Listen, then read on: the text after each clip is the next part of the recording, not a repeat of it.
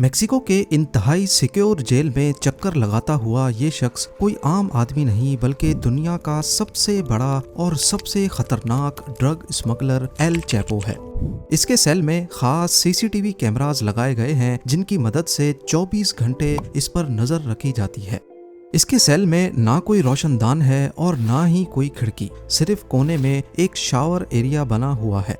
मजे की बात यह कि इतनी सिक्योरिटी और नजर रखने के बावजूद भी एल चैपो चलते चलते शावर एरिया की तरफ जाता है और फिर दोबारा सिक्योरिटी स्टाफ को नजर नहीं आता। आधे घंटे के बाद जब उनको शक हुआ तो वो सेल के अंदर गए, लेकिन दुनिया का सबसे बड़ा ड्रग स्मगलर भाग चुका था। आखिर वो कहां से और कैसे भागा, आइए एल चैपो की जिंदगी और उसकी एस्केप पर नजर डालते हैं। 1957 में मेक्सिको के एक छोटे से टाउन बादिरा ग्वातो में पैदा होने वाले एल चैपो का असल नाम ऑकीन गुज़मैन है, लेकिन बाद में उसने खुद को एल चैपो का नाम दे दिया। उसकी ड्रग ट्रेडिंग की आदत उसको विरासत में मिली थी। उसका बाप, जो खुद भी एक छोटा मोटा ड्रग डीलर था, उसने छोटी एज में ही एल चैपो को घर से निकाल दिया था। एल चैपो के पास गुजारा करने के लिए कोई रोजगार नहीं था और ढूंढने पर भी जब उसे कुछ नहीं मिला तो उसने भी ड्रग्स बेचना शुरू कर दी। सिर्फ 15 साल की एज में ही उसने खुद ड्रग्स उगाना शुरू कर दी। वो अपने लिए कोई सुनसान एरिया चूज करता और वहां पर मैरिजुआना उगाने लगता। आहिस्ता आहिस्ता उसकी ड्रग ट्रेडिंग इतनी बढ़ने लगी कि मेक्सिको के बड़े ड्रग डीलर्स उसको अपने गैंग में लेना चाहते थे। 1970s की दहाई में उसने एल गुएरो पाल्मा नामी एक ड्रग ट्रेडिंग गैंग को ज्वाइन कर लिया। इस गैंग में वो ड्रग की स्मगलिंग की निगरानी किया करता था और वो अपने काम में इतना सख्त था कि जब भी कोई डिलीवरी लेट होती या जरा सी भी गलती होती तो वो डीलर को मार देता था।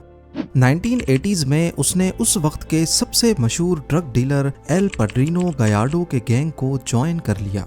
ये गैंग मेक्सिको में ड्रग ट्रेडिंग का सबसे बड़ा गैंग था। एल चैपो को इस गैंग में भी लॉजिस्टिक्स और ड्रग शिपमेंट की जिम्मेदारी दी गई। उसका काम कोलंबिया से मेक्सिको आने वाली ड्रग्स पर नजर रखना था, लेकिन 1989 में गैंग का लीडर गयार्डो एजेंसीज के हाथों पकड़ा गया और गैंग टूट गया। मौके का फायदा उठाते हुए एल चैपो ने अपना खुद का गैंग बनाया जिसे उसने सिनालोआ कार्टेल का नाम दिया। अब अमेरिका में 2 रास्तों से ड्रग्स पहुंचाई जाती थी। ज्यादातर ड्रग्स कैरेबियन की तरफ से आती थी और दूसरा रास्ता था मैक्सिकन बॉर्डर्स का। अमेरिकन एजेंसीज ने अपना सारा फोकस कैरेबियन की तरफ रखा हुआ था और बहुत से ड्रग डीलर्स और गैंग्स पकड़े जा चुके थे। एल चैपो ने इसका फायदा उठाया और डिफरेंट चैनल्स को इस्तेमाल करते हुए यूएसए में ड्रग्स पहुंचाने लगा। वो बहुत सारी ड्रग्स उगाता था जिसमें मेथाम्फेटामिन, हीरोइन, एक्सटेसी, कोकेन और मैरिजुआना उसको ज्यादा प्रॉफिट देती थी।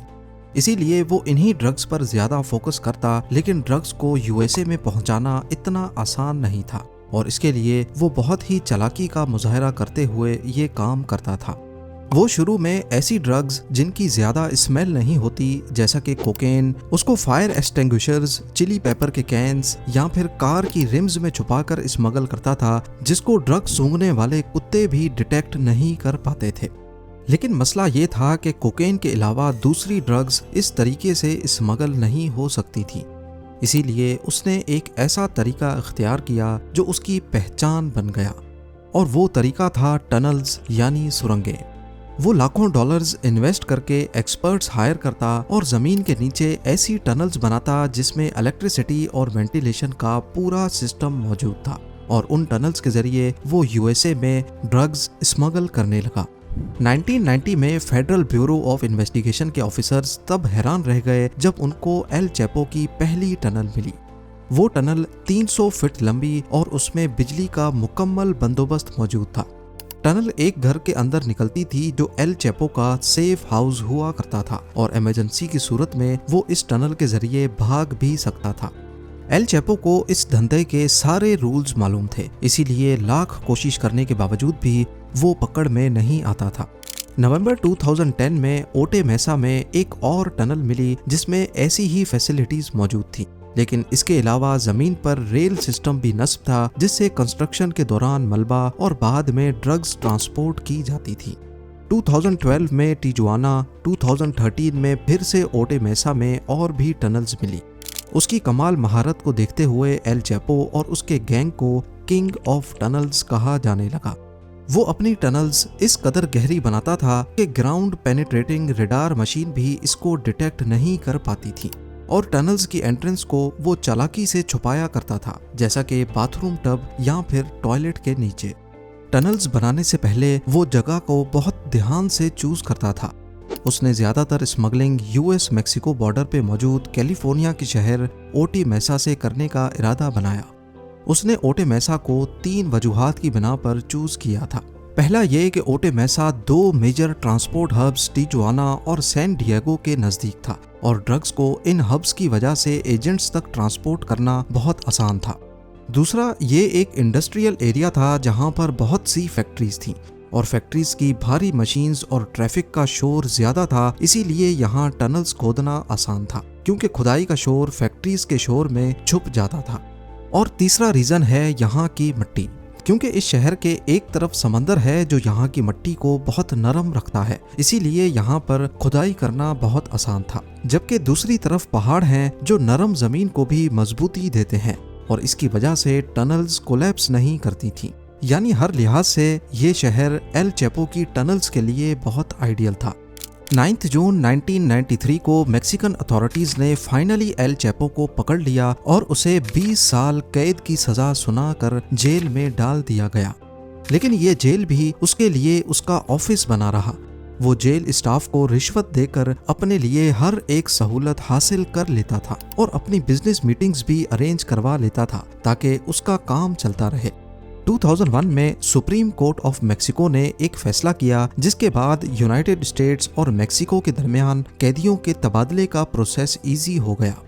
एल चैपो जानता था कि यूएसए में ड्रग स्मगलिंग की वजह से यूएसए की हुकूमत हर सूरत उसको अपने पास मंगाकर कैद करेगी, और फिर वहां से निकलना आसान नहीं होगा।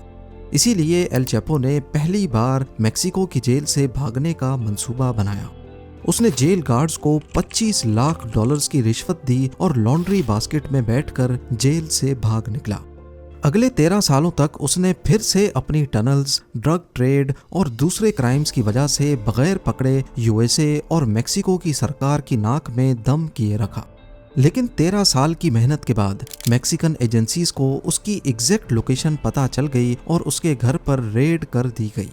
अब की बार भी उसने अपने भागने का बंदोबस्त कर रखा था। वो बाथरूम में बाथ टब के नीचे एक सीक्रेट टनल में घुस गया, लेकिन अथॉरिटीज ने उसको ज्यादा दूर नहीं जाने दिया, और फाइनली वो एक बार फिर से पकड़ा गया। अब उसे मेक्सिको की सबसे महफूज जेल एल्टीप्लानो मैक्सिमम सिक्योरिटी प्रिजन में भेज दिया गया और उस पर खसूसी नजर रखी जाने लगी। लेकिन सिर्फ 1 साल के बाद 11 जुलाई 2015 को जब वो अपने सेल में टहल रहा था, तो रात को 8:50 पे उसको आखिरी बार शावर एरिया के पास देखा गया। उसके सेल में सिर्फ शावर एरिया ही था जो कैमरा की आंख से छुपा हुआ था। करीब आधे घंटे के बाद जब वो कैमरा पे नहीं देखा गया, तो सेल का मुआयना करने के लिए लॉकअप खोला गया। जब तक गार्ड्स अंदर गए तब तक एल चैपो जा चुका था। उसने बड़ी चालाकी से शावर एरिया के गटर को बड़ा करके एक टनल खोदी जो नीचे एक बड़ी टनल के साथ कनेक्टेड थी। ये टनल 1.5 किलोमीटर दूर एक करीबी कंस्ट्रक्शन साइट तक खुलती थी। जमीन से 33 फुट नीचे और 5 फुट 7 इंच चौड़ी ये टनल इतनी बड़ी थी कि इसमें से आसानी से इंसान गुजर सकता था। लेकिन इस बार उसकी आज़ादी ज्यादा लंबी नहीं थी। 8 जनवरी 2016 को लॉस मोचिस में मैक्सिकन मरीन्स ने उसके सेफ हाउस पर फिर से हमला किया और शदीद मुज़ाहमत के बाद वो एक बार फिर से पकड़ा गया। इस बार अमेरिकन सरकार ज्यादा रिस्क नहीं लेना चाहती थी, इसीलिए 2017 में एल चैपो को मैक्सिकन सरकार ने यूएसए के हवाले कर दिया, जहां वो सुपर मैक्स प्रिजन कोलोराडो में अपनी उम्र कैद की सजा काट रहा है। लेकिन हकीकत ये है कि जितनी भी सिक्योरिटी हो, अमेरिकन सरकार को ये डर ही रहता है कि कहीं एल चैपो दोबारा से ना भाग जाए। उम्मीद है जेम टीवी की ये वीडियो भी आप लोग भरपूर लाइक और शेयर करेंगे। आप लोगों के प्यार भरे कमेंट्स का बेहद शुक्रिया। मिलते हैं अगली शानदार वीडियो में।